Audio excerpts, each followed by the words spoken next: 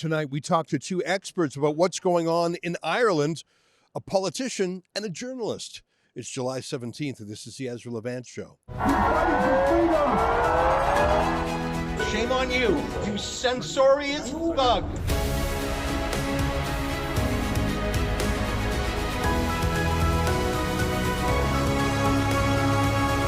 I am still in Ireland. I'm trying to learn as much as I can in as brief a period as possible. That's always a dangerous thing. But in Ireland, things are so stark, I think we're picking up some dramatic points. Ireland has a mass immigration ideology that is in some ways even worse than Canada's. For one thing, they are deploying the police with batons and pepper spray against protesters who speak out. It's an astonishing thing. Just like we have our Roxham Road border where migrants walk across from the United States into Canada, the UK borders Ireland. Remember, there's Northern Ireland, which is part of the UK. So fake, bogus refugees make their way to France, and then they take a dinghy across the water to the UK. And then once in the UK, they make their way to Northern Ireland, and then they waltz across into Ireland, where they put up, when I say four-star hotels, I mean four-star hotels. We'll have a show later for you this week showing that. And it's bogus refugees, along with some genuine refugees, I'm sure. You might recall from my last visit here that Ireland took 100,000 Ukrainian refugees. Remember, Ireland only has 5 million citizens. Proportionately, that would be like Canada taking nearly 1 million. So the Ukrainians filled up Ireland. Now, by the way, a lot of Irish people I've spoken to say the Ukrainians have been very good. They're peaceful. They're trying to integrate. I'm just reporting what they said to me. Very different from the bogus refugees that make their way from Asia, Africa, Arabia, under false pretenses, sneak across the border and then say, I'm here for asylum. Later in this week, you'll see me coming face to face with some of those military-aged single men. You'll see what the Irish have to put up with. Anyways, yesterday we showed you about a poor neighborhood in Dublin called Coolock, where the government has announced they're going to have a refugee center for 500 or more single men. That's another difference between Ireland and Canada. In Ireland, they just announce there's going to be a refugee camp, and it's announced at the federal level, the national level, and there's nothing anyone can do about it. There's no town halls, no planning, no impact assessments. It's just announced, and if you oppose it, you're deemed far right. So in today's show, we're going to have two interviews. The first with a citizen journalist who is trying to cover this story, and he was there in Coolock a couple of days ago. The police arrested him. He wasn't throwing bottles or bricks. He was simply documenting what the police were doing, so they took him out. Sounds familiar? It's what happened to our friend Abi Yamini a few years ago, if you remember. And then we'll talk to one of the rare politicians willing to stand with the people. Now, he's a local councillor, but still, that's more than almost any other elected official in Ireland. So today, we'll have two members of the, I'm not going to say the establishment. One's a citizen journalist like me, and the other is an independent city councillor. But they're people who I would call experts in what's going on. Enjoy this fascinating and sometimes terrifying discussion of Ireland in 2024.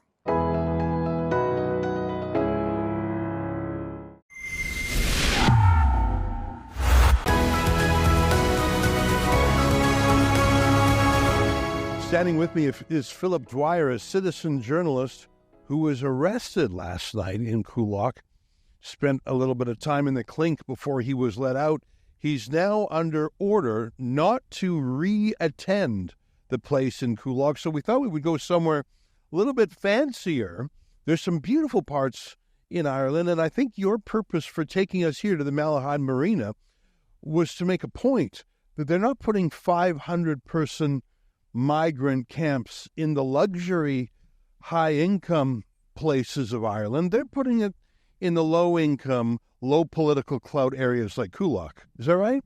That's right, Ezra, and thank you for letting me use your platform here to get the message out of what's going on in Ireland. And yeah, absolutely is the point that this is a very affluent part of North County Dublin, right on the coastline here. You have apartment blocks around it here, very high-end, expensive apartments. The whole area has boutique shops, it has excellent restaurants, and it close-knit community that would be very conscious of not allowing their community to be invaded by what's happening in places like Coolock and many other parts of Ireland and Dublin. But it always tends to be the working class areas.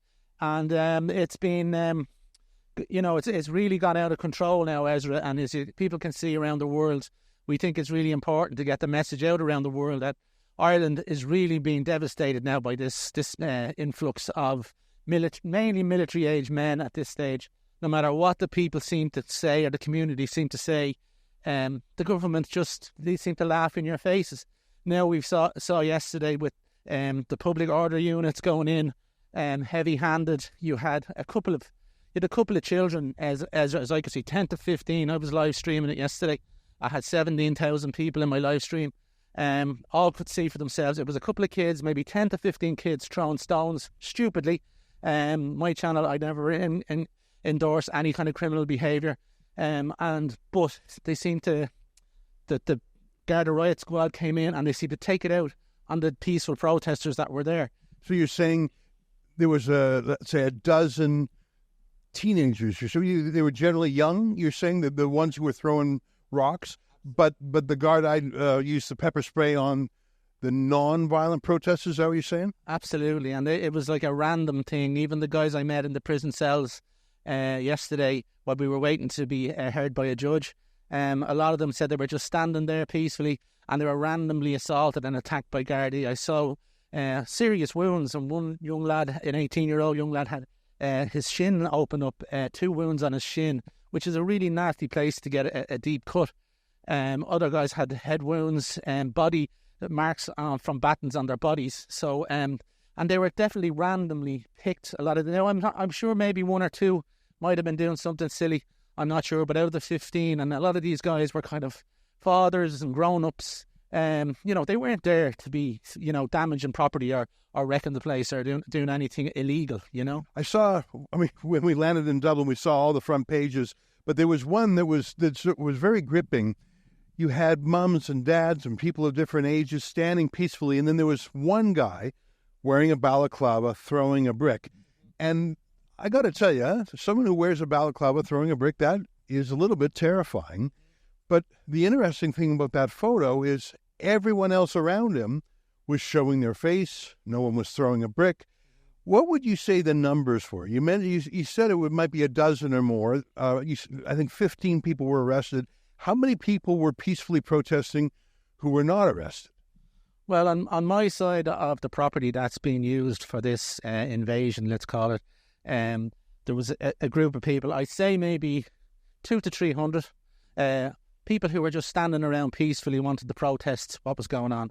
Then you had on the other side where that was sealed off, you couldn't get from one side to the other. Both sides of the road were sealed off by the police. I didn't see how many were there, but I'm sure I think there was hundreds there as well. But it was definitely, when I arrived, and you can see it on my live stream, I'm on X, you can see it there that these were young children, some of them 12, 13 years of age, that were throwing stones, stupidly throwing stones. But it was like, I felt the tension. I said it during my live stream. I could feel the tension. I've been there before. I've seen it in Newtown, Mount Kennedy. I've seen it during the Dublin riots. You could feel that something bad was going to happen. And then all of a sudden, police vans came around and they came out kind of behind us. So, in other words, we were kind of nearly trapped. You didn't know where to go. When I got arrested by the way, this individual, he's a police inspector. He's the same guy that beat me very badly, physically assaulted me the night of the Dublin riots. I was hospitalised with bad leg injuries. The same inspector arrested me yesterday because I was filming. What were you charged with? I was going to ask. Obviously, you were not throwing a rock. Am I right? Oh, no. Yeah, and you were not masked. No, I was trying to cover the news. I mean, this is... So tell me what... I mean, I didn't see your live stream yet. I'm going to look it up, obviously, as soon as we're done here. But, how were you dressed? What were you holding? Did you engage with police? Why would they arrest you? Because what I do on my channel is I criticise government policy. I expose... And were you touching any cops? Were you pushing any cops? No. I asked this, and it turns out it was the inspector. He came out of a McDonald's where they were after been chasing out some young kids, and I asked him, could he tell us what's going on? And with that, he started to warn me about my name and address. He wanted my name and address. He said he wanted me to leave the area. And I didn't. And on what basis? On what basis did he say that? A public order. It's a public order charge. They're calling it. But so I have 2 charges. He arrested me there, and I was trying to walk away. He wouldn't even allow me to walk away.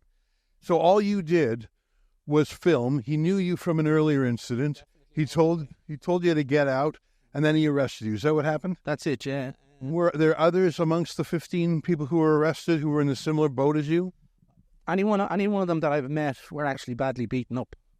Were you beaten? No, I didn't. I wasn't physically assaulted. Well, thank goodness for that. No, thank God. But And you have you were telling me in the car over you have a lawyer. What in the end were you charged with? You were charged with obstruction or not, or is it some sort of antisocial act? Failing to leave the area, public order, failing to leave the area after being instructed, and refusing to give my name and address.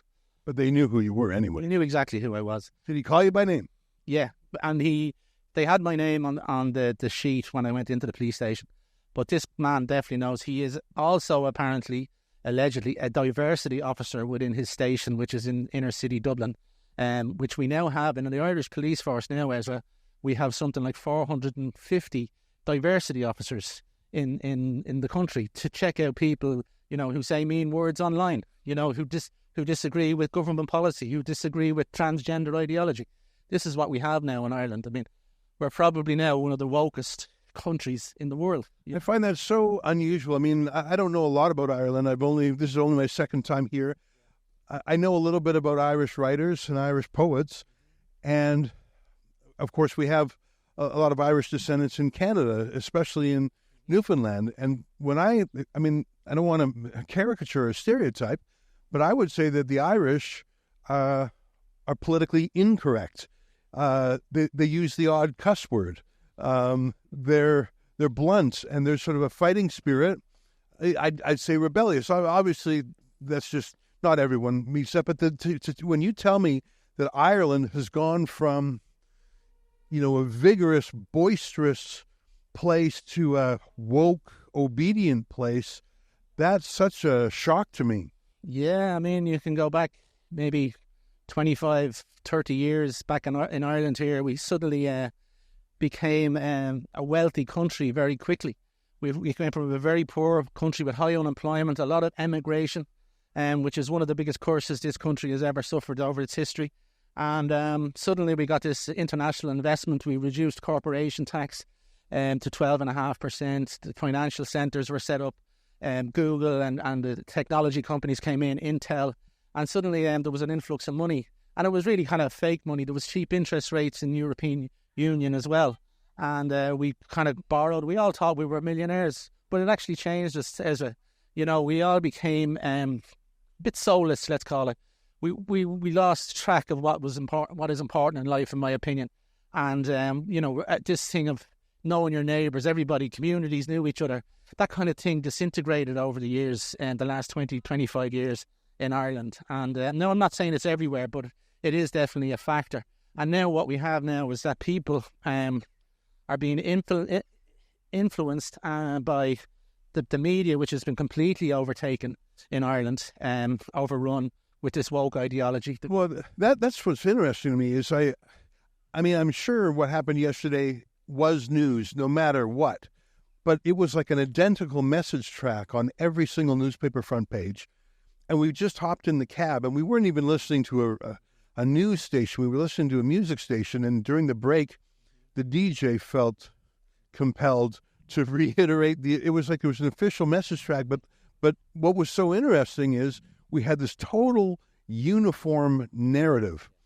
But then we hop out of the car, and we stand at Coolock where the protest and riot, if you want to call it that, were, and massive numbers of people are honking their horns in support. So you've got the official legacy media, the official establishment over here, but if that honking was any guide, a ton of Irish do not support mass immigration. Oh, absolutely. And then the recent opinion polls there, you can check them out. The Red Sea polls, were credible polls. You're talking 80% of the people of Ireland aren't happy about the immigration policies in Ireland now. And they're saying we've had too much of it. It needs to be controlled. But as I said, it's something that people seem to be afraid to speak out in this country because there's no opposition to what the government are trying to impose. And why is that? Like, I look around. In the UK, you have Nigel Farage talking about this. In France, you have Marine Le Pen. In Germany, you have Alternative for Deutschland. In Italy, you have Giorgia Meloni. Even in the United States, I mean, Donald Trump.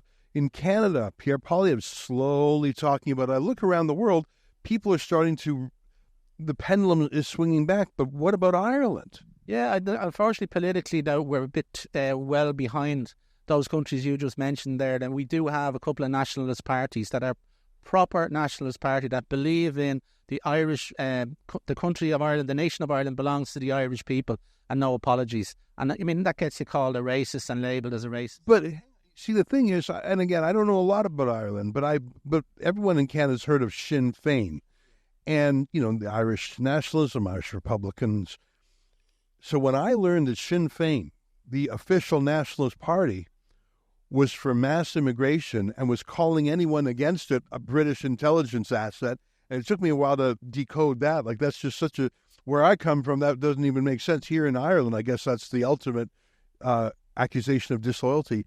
It seems upside down to me that Sinn Féin is for open borders. I thought they were the ones who said Ireland for the Irish. Yeah, I mean, and that's what they tried probably fool their members, their voters, their diaspora, the people in Canada and America. Probably a lot of them still believe that, but unfortunately Sinn Féin have done a complete U-turn on nationalism. I find that so weird. Yeah. They are the most woke party nearly out there now. I don't get it. Fake opposition. They didn't get the vote they were hoping to get the last. They have made grounds and gains with the electorate over the last couple of years, but this time around, in local elections, they didn't do as well. People are getting to figure out that they have turned the corner and they're against nationalism now. There's no way, and I'm glad you brought up Sinn Féin, Ezra, because anybody out there, maybe in Canada or the US, who are donating to Sinn Féin, please stop. If you're going to donate an Irish cause, donate to the Irish nationalist parties like Ireland First, the National Party, the Irish People Party. These parties are genuine Irish parties that are concerned for the Irish people and their interests. I'm trying to wrap my head around it. See, in Canada, we don't have a history of slavery. In fact, we were the place where runaway slaves from America would come on something called the Underground Railroad. But there were native indigenous people, and some of them were put in residential schools. The reason I'm telling you this is that the self-hating Canadians, they have something to point to. They say, look, you put Indians or indigenous people in residential schools and you were mean to them.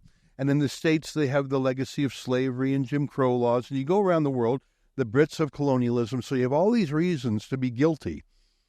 But Ireland, you are the indigenous people. You are the First Nation in Ireland. You didn't colonize anyone. You didn't enslave anyone. You did no wrong to anyone. In fact, I think a lot of people would say the Irish were wronged against. And so this is what I do not understand. I can understand a self-hating American. I can understand a self-hating Canadian, a self-hating Brit. I disagree with all that, but I can understand it. Why would an Irishman loathe his own country? Why would an Irishman try and deracinate Ireland and change it from being Irish? And I see this, I'm trying to follow Irish news, and I see censorship rules and woke rules and fighting anti-white racism and white privilege. Like, I see all this stuff, and I say, why are you importing this American idea or these, like, it just doesn't fit here. I don't get why Ireland can't be Irish. I mean, you could probably put it down to being a result of what happens to a population when mainstream media are given a free rein. It's got to be more than just mainstream media. Come on. It is. It's got to be the schools. It's got to be the NGOs. Don't get me started. I mean, it's universities, it's colleges, it's politicians. It's kind of every facet of society now is infected with this woke virus in Ireland. And it didn't take long. But I mean, the problem is we just don't have an opposition to it as yet. We are working on, we are making great strides in Ireland. But the recent election has shown us that we haven't made the strides we quite thought we had made.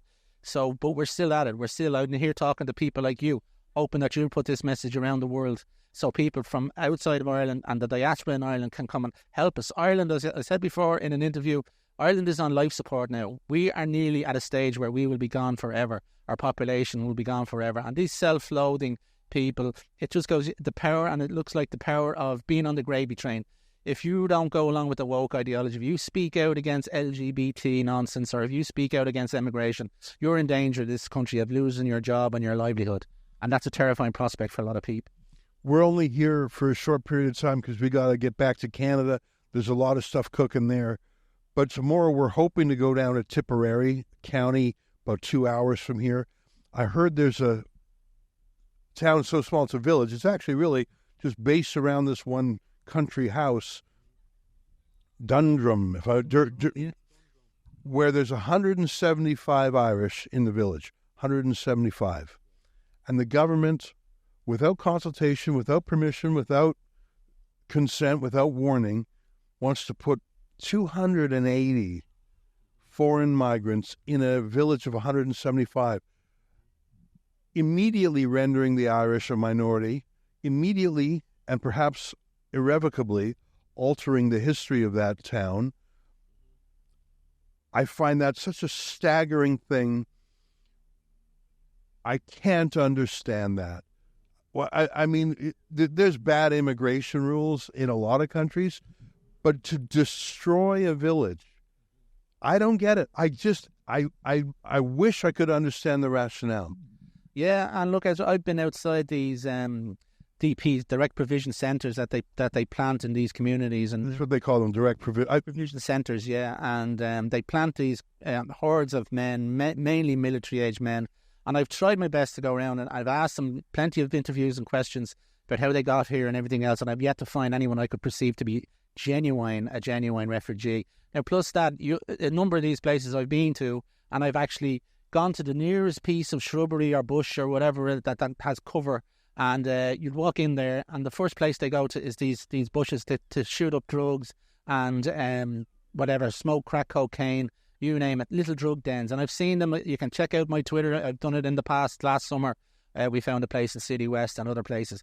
So they're not bringing in the best. They're not bringing in, I'm not saying all these migrants are criminals, but, well, anybody who comes into a country illegally is a criminal in my view, and that's the law says that itself. It's not just me. But yeah, they are definitely not bringing in engineers, doctors, or whatever, you know. Well, it's just astonishing. I think it's outrageous that you were arrested.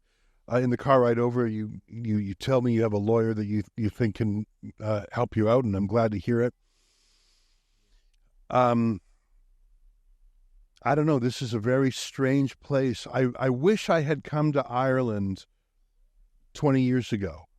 I wish I had experienced that Ireland, because the Ireland I see now is so hard to understand. By the way, it's beautiful.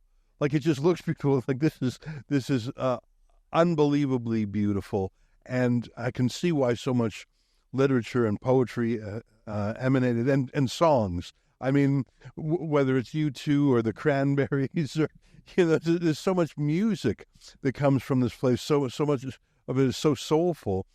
I was a super fan of Sinead O'Connor growing up.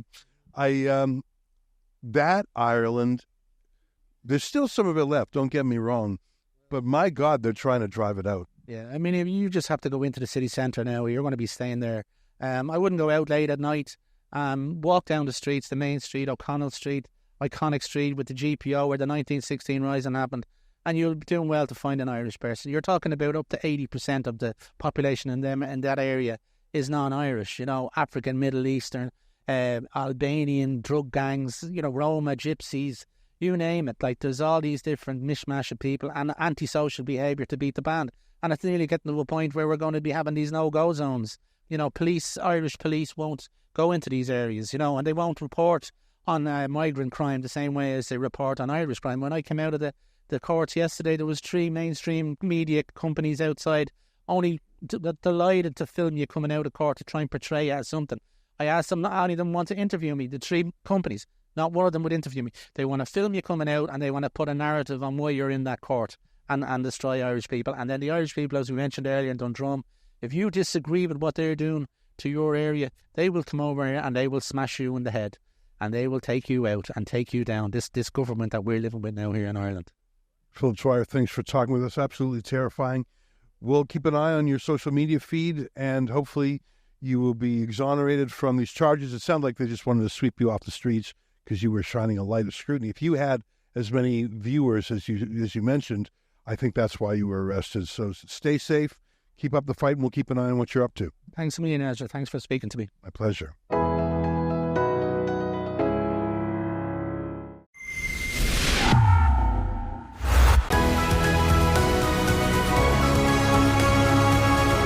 Well, a theme I've heard from probably 10 people here today is powerlessness. No one listens to them, at least no one in the establishment, whether it's establishment media or establishment political parties, let alone establishment police.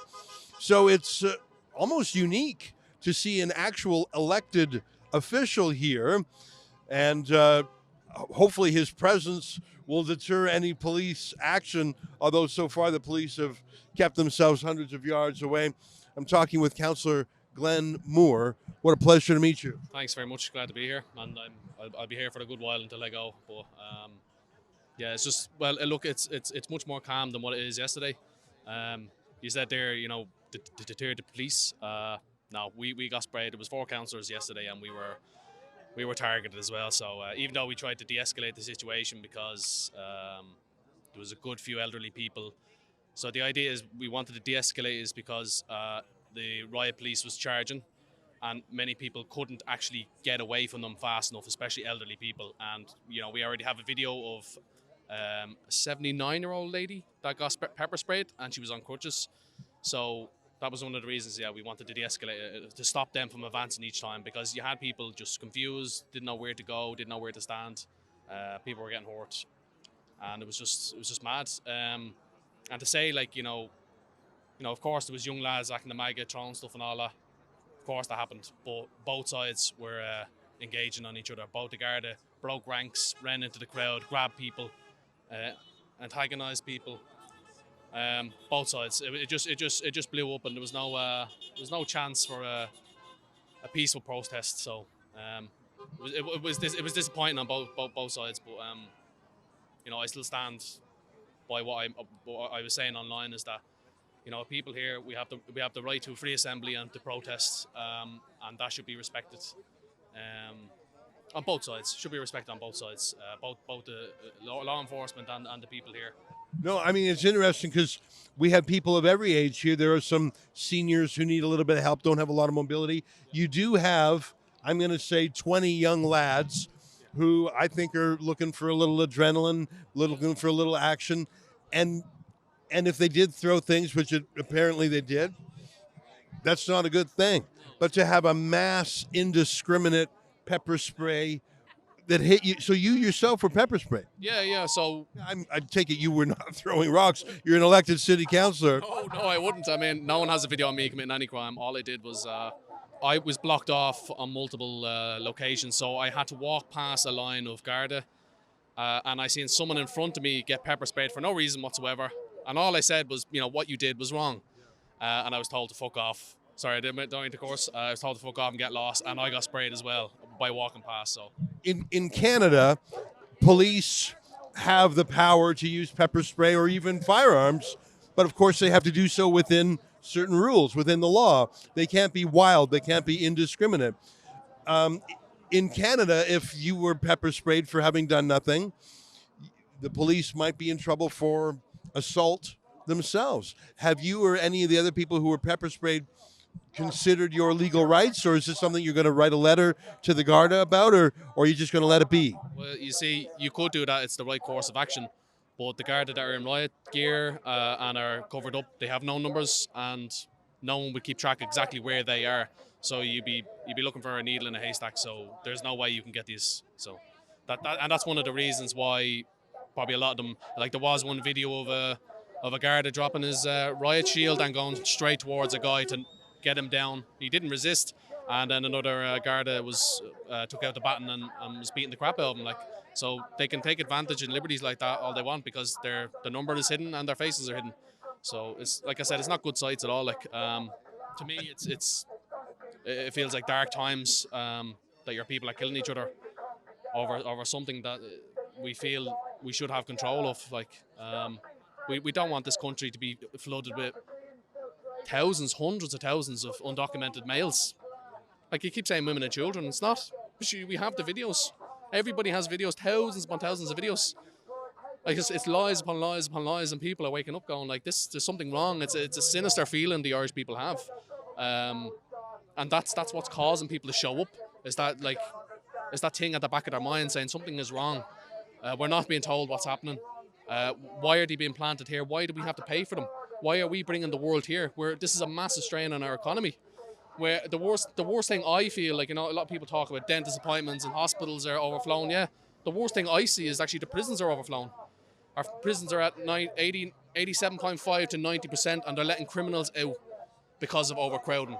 So criminals are going to prison and they're being let out. They're not being punished. That's an incentive for them to say, oh, I can actually commit this crime again. I can go back in and I'll be out in a week's time. It's madness, and it feels like this is the fall of a republic. It feels like this is the fall of our culture and our civilization, and people can feel it. People can see it. I see it. I'm in politics now. I'm an engineer. I didn't want to do politics. I don't like politics. I don't want to be a politician. But I'm doing this because I see bad things happen in the future if no one takes a stand against this. Our culture is being eroded. What are we supposed to do? And to be honest, I don't even have any answers. No one has answers. We don't know how to tackle it.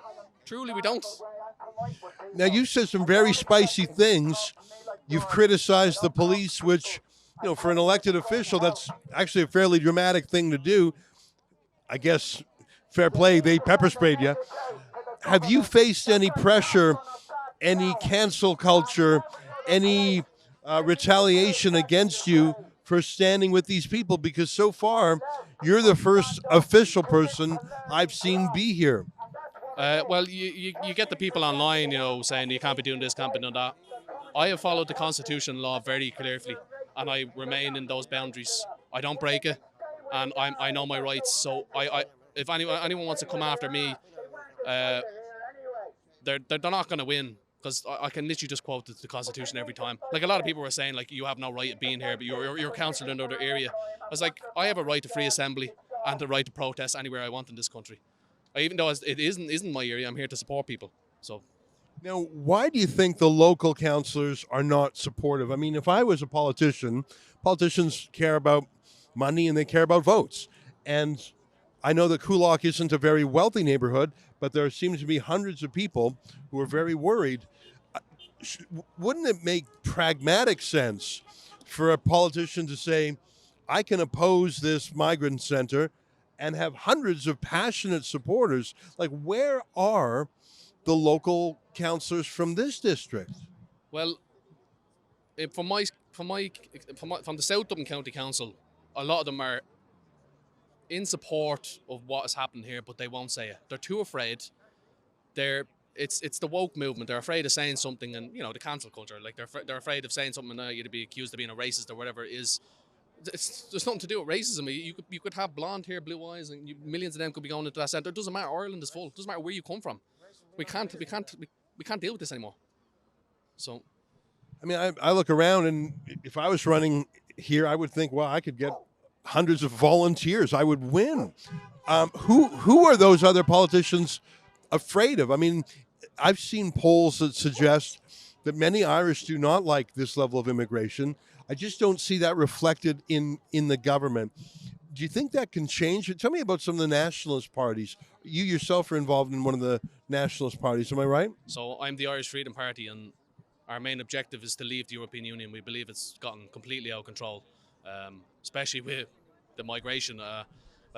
You just have to look up videos in France and Germany. Crimes has gone sky high, and it's never the native Europeans that are committing it. It's people that are coming from North Africa and the Middle East. It's not a nice thing to say, but it's true. It's the truth. You're bringing people in that are from a country countries that are falling apart and riddled with crime. I have no problem with migration. I have no problem with doctors and engineers coming here, but that's not what's coming here. It's people that are like, I catch a lot of people out by saying, if someone doesn't side with me, I say, do you go on holidays? And they say, yeah, I go on holidays. I said, where would you go on holidays? Do you go to Spain or France or Italy? And they say, yeah, I would. I was like, would you go to Algeria or Nigeria? And especially for a woman, they'd say, no. I said, why not? I was like, is it unsafe for you? I was like, yeah, it's very unsafe. I was like, well, what makes that country unsafe? they think for a second. I was like, it's the people that are there that make it unsafe. Those same people are getting into this country now and making us unsafe. That's the bottom line. And it's the truth. I stepped off the plane this morning. I went to a newspaper stand. Every single newspaper had the same front page, slightly different words. Deplorable was one of them. Now, in North America, Hillary Clinton called working class people deplorables. It was a kind of insult. Every single media outlet was like they were reading from the same script. Are there any alternative sources of news or information? Because if Facebook and Instagram are censored, if the mainstream media is a monolith, if the radio is a monolith, and RTE, how is an Irish person supposed to get the other side of the story? We just have to beat the elections and stop the taxpayers from paying for our corrupt media. Don't even try to install a favourable media on your side when you take power. Just don't defund it. A propaganda tool is not good for any society, especially a free one. So there it is, Councillor Glenn Moore talking to us in a group of people that few politicians would dare to stand with. Thanks very much for your time. Nice to meet you. Well, that's our show for today. We have so much more tomorrow. Oh my gosh, you're not going to want to miss tomorrow's astonishing story about a town of 200 people that is having 280 migrants shipped there. More than the population of the town. It's incredible, I promise you. And that's why I'm hoping you get the video portion of this show. Some people listen in audio only.